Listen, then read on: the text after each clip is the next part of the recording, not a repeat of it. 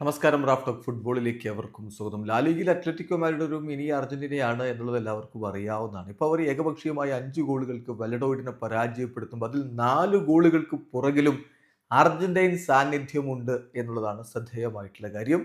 Julián Alvares ഗോളും അസിസ്റ്റുമായിട്ട് പിന്നിക്കത്തി. Rodrigo D Paul ഒരു goal അടിച്ചു. അങ്കേൽ അസിസ്റ്റ് നൽകി. അങ്ങനെ 5-0 തകർപ്പൻ വിജയം നേടുമ്പോൾ അർജന്റീനക്കാർക്ക് അതിൽ വലിയ റോളുണ്ട്.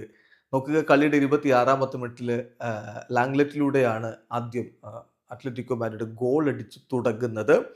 ആ ഗോളിന് പക്ഷേ ലോറന്റയുടെ അസിസ്റ്റാണ് ഉണ്ടായിരുന്നത്. പിന്നീട് നോക്കുക, ഹുലിയൻ ആൽവാരസ് 35-ാമത്തെ മിനിറ്റിൽ അവരുടെ ലീഡ് വർദ്ധിപ്പിക്കുന്നു. തൊട്ടു പുറകെ തന്നെ 37-ാമത്തെ മിനിറ്റിൽ റോഡ്രിഗോ ഡി പോളിന്റെ ഗോൾ കൂടി വരുന്നു. ആദ്യ പകുതി അവസാനിക്കുമ്പോൾ ഏകപക്ഷീയമായ 3 ഗോളുകൾക്ക് അത്ലറ്റിക്കോ മാഡ്രിഡ് മുന്നിലാണ്. രണ്ടാം പകുതിയിൽ ആന്റോൻ ഗ്രീസ്മാന്റെ ഗോൾ, ആ ഗോളിന് അസിസ്റ്റ് കൊടുത്തതാവട്ടെ ഹുലിയൻ ആൽവാരസ് ആണ്. ഗ്രീസി തന്റെ മിന്നും ഫോം തുടരുകയാണ്.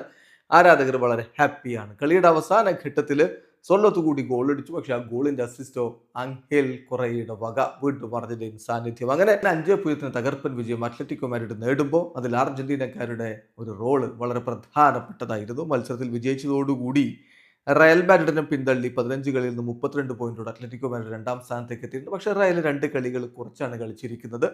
ഇന്നത്തെ റയലിന്റെ വിജയം, ഇന്നത്തെ മത്സരം അവർ ഗെറ്റാഫയ്ക്കെതിരെ വിജയിച്ചാൽ റയൽ മാഡ്രിഡ് തന്നെ രണ്ടാം സ്ഥാനത്തേക്ക് തിരികെ എത്തും. വീഡിയോ അവസാനിക്കുന്നു.